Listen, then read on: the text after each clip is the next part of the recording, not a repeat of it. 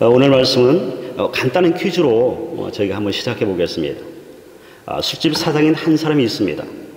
그는 교회 다닌 지 1년이 되지 않았습니다. 가끔 주일 예배도 빠지시는 분입니다. 그리고 다른 한 사람은 장로님입니다. 그리고 모태신앙입니다. 주일 예배뿐만 아니라 수요 예배, 새벽 예배도 빠지지 않고 출석하시는 분이십니다. 여러분, 이 둘 중에 누가 구원받을까요? 우리는 이런 질문을 받으면 대개 교회 잘 나오시는 장로님이 구원받을 것이라고 생각합니다. 정답은 장로님도 술집 사장님도 아닙니다. 정답은 믿음 있는 사람입니다. 아무리 열심히 교회 다니는 장로라 할지라도 믿음이 없으면 구원받지 못하게 되어지죠. 오늘 여호수아 2장에 나오는 기생 라합은 그런 천한 기생이었고 가난한 사람이었습니다. 우리는 본문을 읽을 때 나는 이런 기생인 라합과는 전혀 다르다고 생각합니다. 나와는 별개라고 우리는 치부해버립니다. 여러분, 우리가 베네를 살다 보면 우리가 가끔 만나는 업탕로스, 여기저기 떠도는 그런 불황아를 여러분 쉽게 볼 것입니다. 우리가 그들을 볼 때 여러분 그들이 다 나와 똑같은 죄인이라고 여러분 생각하십니까? 아마 그런 분 없을 것입니다. 나와 그들은 다르다고, 별개라고 그렇게 생각할 것입니다. 그런데 성경은 기생 라합이나 옵탕로스나 나나 다 똑같은 죄인이라고, 똑같다고 그렇게 말씀하십니다. 우리가 아침 기도회 때 출애굽기 말씀을 우리가 나누고 있는데요, 어제 말씀이 출애굽기 26장에 나오는 성막의 널판에 관련된 그런 말씀이었습니다. 한번 성막 널판 그림 한번 보여주실래요? 출애굽기 이스라엘 백성들이 광야에서 살아갈 때 하나님이 성막을 만들라고 하시죠. 이게 성막은 참 만드는 장면이 출애굽기 26장에 나옵니다. 그런데 이 성막의 널판을 하나님이 조각목으로 만들라고 말씀하십니다. 조각목은 어떤 나무냐면 아카시아과에 속하는 나무로 광야에서 살아남기 위해서 이리저리 뒤틀리고 꼬이고 아주 보잘것없는 그런 나무입니다. 가구로 쓰기에는 적당하지 않고 겨우 땔감으로 쓸 수밖에 없는 그런 보잘것없는 나무가 이 조각나무입니다. 여러분 생각해 보세요. 하나님이 거하시고 임재하시는 성막을 만드는데 그래도 솔로몬 성전처럼 가장 좋은 백향목으로 성막의 널판을 만들면 여러분 얼마나 좋습니까? 그런데 하나님은 뒤틀리고 볼품없는 조각목으로 성막의 널판을 만들라고 말씀하십니다. 여러분 왜 그렇게 말씀하실까요? 이 뒤틀리고 꼬이고 볼품없는 이 조각나무가 저와 여러분을 상징하기 때문입니다. 우리는 뒤틀리고 꼬인 조각목처럼 때로는 가시가 되어서 누군가를 쉽게 찌르고 쉽게 아프게 합니다. 자기의 눈에 들보는 전혀 보지 못하면서 남의 눈에 보이는 그 티를 들보처럼 크게 보고 우리는 그를 향해서 정죄합니다. 아무것도 아닌 일에도 쉽게 흥분하고 뒤틀리고 가시가 돋아 있습니다. 어느 누가 나는 다르다고, 나는 거룩하다고 여러분 할 수 있나요? 아무도 그럴 사람은 없어요. 목사인 저나 예배드린 여러분이나 50보 100보입니다. 뒤틀리고 꼬이고 볼품없는 이 조각목이 성막의 널판으로 쓰이기 위해서는 마지막으로 반드시 거쳐야 하는 것이 있습니다. 볼품없는 이 조각목 널판을 금으로 감싸는 것입니다. 그래서 볼품없고 뒤틀리고 꼬여있는 것들이 다 가리워지는 것입니다. 그때 비로소 영광스러운 하나님이 거하시는 성막의 벽이 되어지고 기둥이 될 수 있습니다. 마치 한없이 뒤틀려져 있고 꼬여있는 저와 여러분을 하나님이 만나주셨어요. 마치 조각 널판을 금으로 감싼 것처럼 하나님이 저와 여러분을 주의 자녀 삼아주셨습니다. 뒤틀리고 꼬인 우리를 주의 자녀 되게 하시기 위해서 하나님이 그리스도의 보혈로 모든 우리 연약한 것들을 다 덮어주셨습니다. 그래서 오늘 저와 여러분이 이렇게 주 앞에 예배하고 있는 것이죠. 오늘 본문에 등장하는 라합은 기생입니다. 가난한 사람입니다. 마치 뒤틀리고 꼬이고 볼품없는 종목 같은 그런 인생을 산 사람입니다. 술과 웃음을 팔아야만 겨우겨우 먹고 살 수 있는 그런 기생이었습니다. 주목받지 못하는 인생이었고 밑바닥 인생이었습니다. 그 어디에도 소망이 보이지 않는 여인이었지만 하나님은 이런 기생 라합에게도 역사하십니다. 오늘날 기생 라합이 여리고성까지 들려오는 하나님에 대한 소문을 그가 듣게 되었습니다. 이스라엘의 하나님의 홍해를 가른 그 기적을 행하셨고 요단 동편 땅 두 왕 시온과 옥에게 하나님이 어떻게 행하셨는지, 그리고 그들을 하나님이 어떻게 진멸하시는지에 대한 그런 소문이 여리고 온 성에 들려오게 되어졌습니다. 이 소문을 듣고 여리고 성에 있던 그 모든 사람들이 모두 다 마음이 녹았고 정신을 잃었다라고 성경은 그렇게 우리에게 전해주고 있습니다. 여러분, 이 정도면 회개하고 하나님께 돌아올 법도 한데 그들은 결코 하나님께 돌아오지 않습니다. 마음이 녹는다고, 정신을 잃는다고 여러분 회개하는 것이 아닙니다. 하나님이 회개할 마음을 주시고 우리에게 은혜를 주셔야만 우리가 하나님께 회개할 수 있고 우리가 하나님께 돌아올 수 있는 것입니다. 여로서의 그 많은 사람들이 하나님의 소문을 들었지만, 그리고 그들의 마음이 녹았고 그들이 정신을 잃었지만 오직 하나님께 돌아온 사람은 아무도 주목하지 않는 기생 라합이었습니다. 기생 라합이 하나님께 돌아온 것은 그가 의로워서가 아닙니다. 하나님이 그에게 회개의 마음을 주시고 하나님이 그에게 은혜를 주셨기에 기생 라합이 하나님께 돌아온 것입니다. 찬송가 310장에 보시면 하나님의 은혜로 라는 찬송가 있잖아요. 거기 3절 가사에 보시면 이런 내용이 있습니다. 왜 내게 성령 주셔서 내 마음을 감동해 주 예수 믿게 하는지 난 할 수 없도다. 왜 내게 성령 주셔서 내 마음을 감동해서 예수 믿게 하셨는지 난 알 수 없어. 하나님의 전적인 은혜이죠. 사람들은 여전히 기생 라합을 술과 웃음을 파는 천한 기생으로 보고 가난한 여인으로 보겠지만, 그러나 하나님은 믿음이 있는 기생 라합을 더 이상 기생으로 보시는 것이 아니라, 멸망받은 마땅한 가난의 족속으로 보시는 것이 아니라 하나님의 자녀로 보시는 것입니다. 부모는 늘 자녀에게 마음이 가 있습니다. 그리고 자녀가 뭘 해도 다 이쁘고 뭐든 다 들어주고 싶습니다. 제가 나이가 50이 넘었는데요, 제가 한국에 가면 저희 어머니 연세가 89세인데도 이것저것 다 챙겨주십니다. 그리고 그냥 좋아하세요.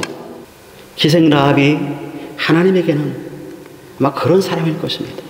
가나안 전체에서 하나님을 믿는 사람은 오직 기생 라합 한 사람뿐이었기 때문입니다. 그러니 얼마나 하나님이 여러분 기생 라합을 기뻐하셨겠어요. 하나님은 하나님을 믿는 사람을 반드시 책임지십니다. 여러분이 정말 하나님을 믿는다면 여러분의 인생 하나님이 책임지실 줄 믿습니다.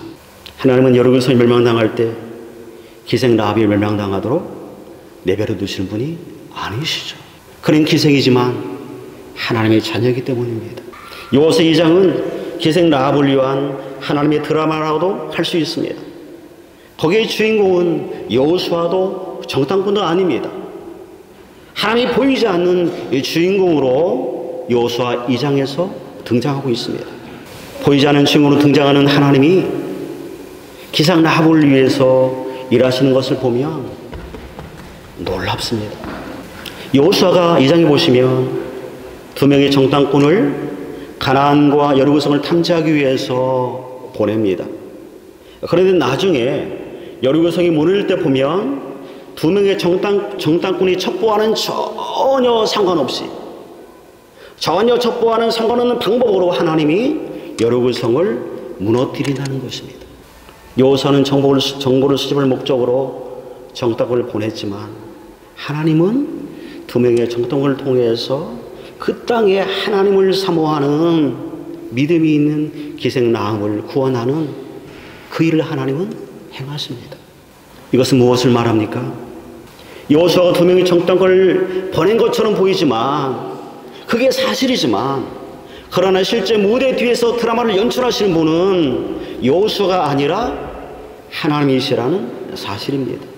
두 명의 정탐꾼이 여리고성에 들어가 기생 라합의 집에 일숙하게 된 것, 그리고 곧바로 두 명의 정탐꾼이 발각될 위기에 빠지게 되고 위기의 그 순간에 기생 라합이 두 명의 정탐꾼을 구해주게 된 것, 이를 계기로 기생 라합이 자신의 신앙을 고백하게 되어지고 여리고성이 멸망당하게 되어질 때 자신과 자신의 부모와 형제와 친척들을 구원해 줄 것을 요청하게 된 것, 그리고 나중에 여리고성이 멸망당할 때 모두가 구원받은 것, 그 모든 것들이 다 무대 뒤에서 하나님이 연출하신 것입니다.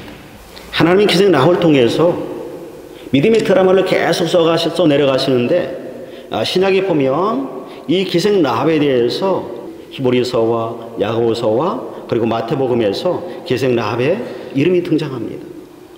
흔히 우리가 히브리서 11장을 믿음의 장이라고 그렇게 얘기를 하죠. 거기 보시면 믿음의 명예의 전당이라고 할 수 있을 만큼 여기에 성경의 기라성 같은 수많은 믿음의 대가들의 이름들이 쭉 거기에 기록되어 있습니다. 우리가 잘 아는 아벨, 에녹, 아브라함, 이삭, 야곱 쭉 내려가다 보면 23절에 가보면 믿음으로 모세는 하고 믿음의 거장인 모세를 소개합니다. 여러분, 그렇다면 그 모세 다음에 누가 어떤 이름이 나와야 할까요? 모세의 뒤를 이어서 이스라엘의 리더가 되어지고 가나안 땅을 정복한 여호수아가 당연히 모세 다음에 나올 것이라고 우리는 기대합니다. 그런데 거기에 여호수아 이름은 보이지 않고 전혀 거기에 어울릴 것 같지 않은 기생 라합의 이름이 거기에 기록되어 있습니다. 믿음의 명예의 전당에 당당히 이름을 올린 것입니다. 저는 히브리서 11장을 읽으면서 궁금해졌습니다. 기생 라합이 어떤 사람이기에 어떤 믿음을 가졌길래 여호수아를 제치고 그 믿음의 전당에 들어갈 수 있었을까? 기생 라합의 믿음은 어떤 믿음일까? 이에 대한 답을 찾기 위해서는 우리가 야고보서에 나오는 기생 라합의 이야기를 우리가 들여다볼 필요가 있습니다. 여러분, 야고보서는 우리가 잘 아는 것처럼 행함을 강조하는 그런 책이죠. 그래서 야고보서 2장에 가면 죽은 믿음이 아닌 살아있는 믿음을 살았던 믿음의 거장 두 사람을 거기에 소개합니다. 그런데 그 두 사람의 이름이 한 사람은 믿음의 조상인 아브라함이고 그리고 또 다른 한 사람은 기생 라합입니다. 저는 깜짝 놀랐습니다. 아브라함 믿음이 조상이니까 당연히 야고보서에 기록되는 것은 이해가 되죠. 그런데 믿음이 조상인 아브라함과는 전혀 어울릴 것 같지 않은 그런 코드를 가진 기생 라합이 아브라함의 그 반열에 똑같이 기록되어 있다는 것입니다. 우리 다 같이 야고보서 2장 21절, 22절 그리고 25절 우리 같이 한번 읽어보겠습니다. 같이 한번 읽겠습니다. 시작. 우리 조상 아브라함이 그 아들 이삭을 제단에 바칠 때에 행함으로 얻었다 하심을 받은 것이 아니냐. 내가 보거니와 믿음이 그와 행함과 함께 일하고 행함으로 믿음이 온전하게 되었느니라. 또 이와 같이 기생 라합이 사자들을 접대하여 다른 길로 나가게 할 때에 행함으로 의롭다 하심을 받은 것이 아니냐. 여러분, 우리가 읽었던 말씀을 여러분 잘 보시면 믿음의 조상인 아브라함과 기생 라합, 이 둘의 공통점이 있습니다. 그 공통점은 뭐냐면 이 둘은 그들의 믿음이 머리에만 머물러 있지 않고 믿음이 실제가 되는 삶을 살아냈다는 것입니다. 믿음은 구호가 아닙니다. 내 삶에서 실제가 되게 하는 것, 그것이 믿음입니다. 믿음이 실제가 되는 삶이 얼마나 중요한가를 보여주는 그런 이야기가 있습니다. 제가 옛날에 한번 들었던 이야기라 하도 오래돼서 완전히 다 기억은 나지 않지만 대략 이런 이야기였습니다. 교황이 심장이 좋지 않아서 급히 심장 이식술을 받지 않으면 얼마 살지 못한다는 판정을 받았습니다. 그래서 추기경이 많은 신자들 광장에 모아놓고 이제 자초지경을 다 설명하면서 누가 교황님을 위해서 심장을 기증할 사람이 있느냐라고 물었습니다. 그러자 거기 있던 그 모든 사람들이 다 내가 심장을 교황님께 기증하겠다고 다 손을 들었습니다. 추기경은 너무나 감동이 되었습니다. 여러분 너무나 고맙습니다. 그런데 한 사람만 심장을 주셔야 하는데 어떻게 할까요? 제가 여기서 깃털을 여러분에게 날릴 테니까 이 깃털이 여러분 머리 위에 떨어지는 그 사람이 심장을 교황님께 기증하면 좋겠습니다. 그 말을 듣는 모든 사람들이 다 좋다고 얘기했습니다. 그래서 이제 추기경이 깃털을 높이 날렸습니다. 깃털이 바람이 이리저리 날리기 시작했습니다. 한참을 날리다가 가장 믿음 좋은 사람 머리 위로 그 깃털이 떨어지려 했습니다. 사람은 다 일제히 모두 믿음 좋은 그 사람을 주목했습니다. 그러자 그 사람이, 믿음 좋은 그 사람이 갑자기 오 그렇게 외치자 떨어져 하던 이 깃털이 다시 다른 쪽을 향해서 날아가기 시작했습니다. 깃털은 또 이리저리 바람에 흔들리다가 이번에는 믿음 좋은 할머니 머리 위에 내려앉으려 했습니다. 그러자 할머니가 갑자기 두 손을 번쩍 들더니 할렐루야! 그러자 다시 깃털이 할머니 머리 위에서 다른 쪽으로 휘날려 날아갔습니다. 깃털이 가는 곳곳마다 여기저기 사람들이 부는 소리로 가득했습니다. 결국 깃털은 땅에 떨어지고 말았다는 전설 같은 슬픈 이야기입니다. 여러분 믿음이 실제가 되게 하는 것 여러분 쉽지 않습니다. 그렇죠? 어려워요. 기생 라합은 정탐꾼이 자기 집에 유숙하기 전까지는 믿음의 그 어떤 도전도 받을 필요가 전혀 없었습니다. 그렇죠. 오직 유일하게 그 여리고성에서 혼자 믿음을 가지고 있었으니까. 말 그대로 그는 평안한 믿음이었고 고민할 필요가 없는 그런 믿음이었을 것입니다. 그런데 왕의 명을 받은 자들이 두 명의 정탐꾼을 잡기 위해서 들이닥쳤을 때 기생 라합의 믿음은 그때 시험대에 서게 되는 것입니다. 위험을 무릅쓰고 두 명의 정탐꾼을 숨겨줄 것인지 아니면 두 명의 정탐꾼을 밀고 해서 다음날 여리고 메인 뉴스에 헤드라인을 장식하고 팔짱을 고칠 것인지 이 믿음의 선택을 할 그런 기로에 선 것이죠. 여러분 이때 믿음의 진가가 드러나는 것입니다. 기생 라합은 믿음의 실제가 되는 그런 삶을 그녀가 선택하죠. 그리고 두 명의 정탐꾼을 목숨을 걸고 숨겨줍니다. 믿음이 실제가 되게 한 것입니다. 이런 기생 라합의 믿음이 기본에서 나오는 다른 수많은 믿음의 거장들과 함께 어깨를 나란히 하게 한 그런 이유입니다. 제가 한국에서 사역할 때 이사 예배나 개문 예배 때 말씀 선고에 있는 그런 액자를 늘 준비해 가곤 했습니다. 그래서 거우 집집마다 신방을 가보면 아주 좋은 그런 말씀이 들어있는 말씀 선고 액자가 항상 집에 다 걸려 있었습니다. 아마 여러분도 한국에 사실 때 집에 액자 하나 정도는 선고가 아마 걸려 있었을 것입니다. 그런데 대부분의 가정들에 걸려있는 이 말씀 선고가 그냥 장식품에 불과합니다. 데코레이션으로 걸려있는 것이죠. 여러분, 장식품으로 걸려있는 액자는 아무리 좋은 말씀을 담고 있다 할지라도 아무런 힘이 없습니다. 아무런 능력이 거기는 있지 않습니다.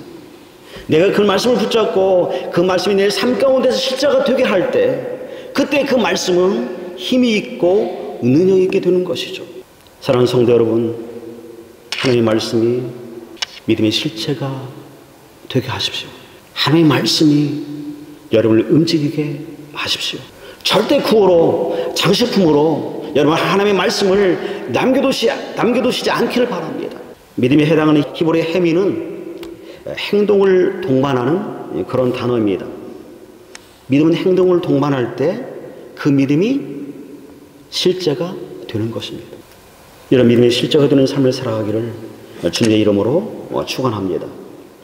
마지막으로 믿음의 실제가 되는 삶을 살았던 기생 라합은 그 이후에 그녀의 인생은 어떻게 바뀌었을까요? 여러분 궁금하지 않아요? 오늘 요새 2장에는 나오지 않습니다. 그런데 놀라운 것은 기생 라합이 팔자를 고쳤다는 것입니다. 기생 라합이 시집을 갑니다. 마태복음 1장 5절과 6절에서 우리는 그 단서를 찾을 수 있는데요. 우리 다 같이 한번 마태복음 1장 5절과 6절 우리 같이 한번 읽어보겠습니다. 같이 한번 읽습니다. 살몬은 라합에게서 보아스를 낳고, 보아스는 룻에게서 오벳을 낳고, 오벳은 이세를 낳고, 이세는 다윗왕을 낳으니라.